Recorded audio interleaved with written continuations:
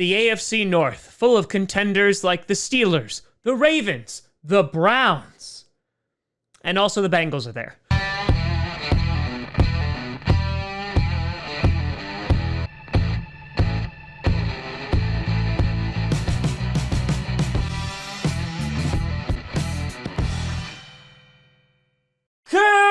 Grossi Packer Nation. Welcome to an episode of Packcast, the podcast where you don't have to be a Packers fan, but it sure does help. I'm your host, Tom. Yeah, I totally forgot about the AFC. Grossi, and today we're going to be jumping back into the predictions for each division, this time heading on over to the AFC conference, starting with the AFC North. Before we get to that, I want to do a big shout and thank you to some brand new Patreon and YouTube members. First off, on the Patreon side of things, we have Tom Grossi state that Davante Adams is only good as a slant receiver and nothing else. Is something I would say on opposite day. We have Arson and we got Kip Gaming. A big shout out and thank you to all of you. And over on the YouTube side of things, we have Brandon Dittmer. We have the lore queen herself, Kristen. Then we have C. Murray 1124 with that upgrade. Then we have Scott Skunk. And finally, we have Koldrug. I assume that's like a Viking name. Or I butchered it. Or there was a typo. A big shout and thank you to all of you. So if you're brand new to predictions here, the way that I do it is very precise, very mathematical. And basically, I write down their entire schedule. And then I predict where there's going to be losses. And then I do wins/losses if it can go like either way. And I basically tally that all up. And I'm going to give you your ceiling for each team and where they're going to average out for the season. Good? Makes sense? Not to me either. Let's get to it. Starting off with that team that was undefeated for a hot second and then, lost to the Washington football team and the Bengals back-to-back. You got the Pittsburgh Steelers. The Steelers are still having Ben Roethlisberger at quarterback, which is a move. And while saying goodbye to James Conner, they decided to go and draft Najee Harris. Their defense should still be pretty good, even though they had a few guys leave. And that offense, which was doing pretty darn well with their receivers, I think it should be okay. I mean, they addressed offensive line a little bit in the draft. This team, to me, I feel like their defense will continue to carry them, and I feel like their offense is going to have some growing pains, but still be competitive. Some games where I think they're going to have a really tough time are against the Bills. They're going to have a tough time against the Packers, the Seahawks, the Browns. You're also going to have the Chargers, I think, can go either way. The Vikings even could give them some trouble. Then you have the Titans, the Chiefs, and then the Ravens. Now, the way that I did this, I basically said they're going to split the games with the Ravens and the Browns. And so when it comes to a best record, I have them around 10-7. And for an average, I have them around a 9-8 record. And be totally surprised if that offense is a little bit anchored down because of Ben Roethlisberger. I mean, you saw him in the wild card game.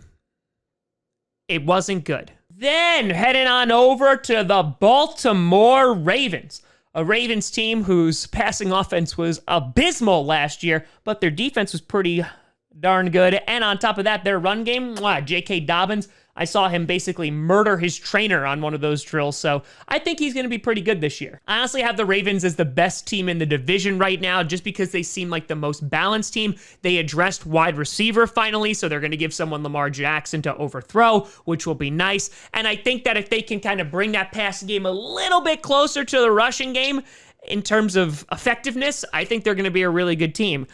The teams I think they're going to have a tough time with, of course, are going to be the Chiefs, the Colts, the Chargers, potentially the Vikings, the Steelers, the Packers, and of course, the Rams. Again, I see them splitting with the Steelers and also the Browns, but I have them at best, their ceiling looking like a 14-3 record, while their average looks to be about 11-6. So a swing of about 3 games, so a little bit more than the Steelers, because their schedule is not necessarily easy with teams like the Colts and the Rams on the schedule, 2 teams that I think will be contenders this year. But for right now, I think this is the Ravens division to lose. Then you got the Cleveland Browns. I would argue one of the most balanced teams in football on paper.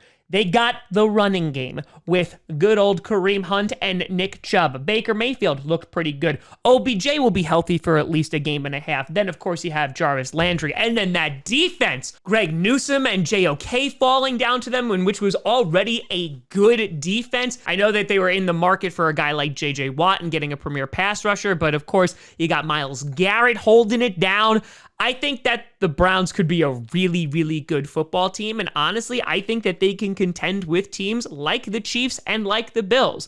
Looking at where I see they're going to have a tough time is within their own division against the Steelers and the Ravens. And then, of course, you have games like the Chiefs, the Chargers, the Cardinals, even maybe the Patriots a little bit, and the Packers. But other than that, I don't really see them having a ton of problems. I see their ceiling at around a 13-4 record, where averaging is around a 12-5 record. I think that they really could be that good.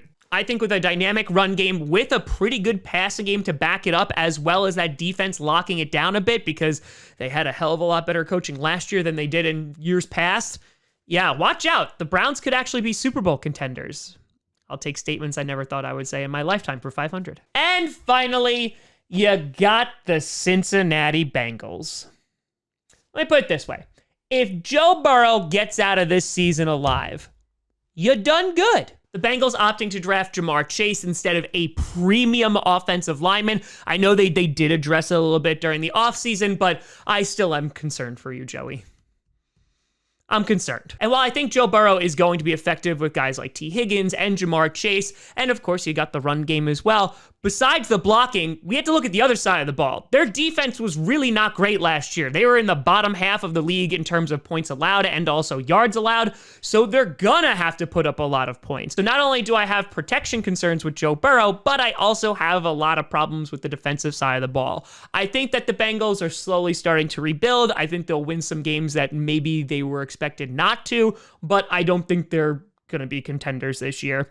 And so because of that, they have a lot more tough games on the schedule than not. So I see at best them going around a 7-10 record with an average around a 4-13 record. I don't think they're going to be the worst team in the league. And I think, again, Joe Burrow will put on some magic and that offense will put up enough points that they will beat some teams, maybe in a close game against maybe the Steelers like they did last year.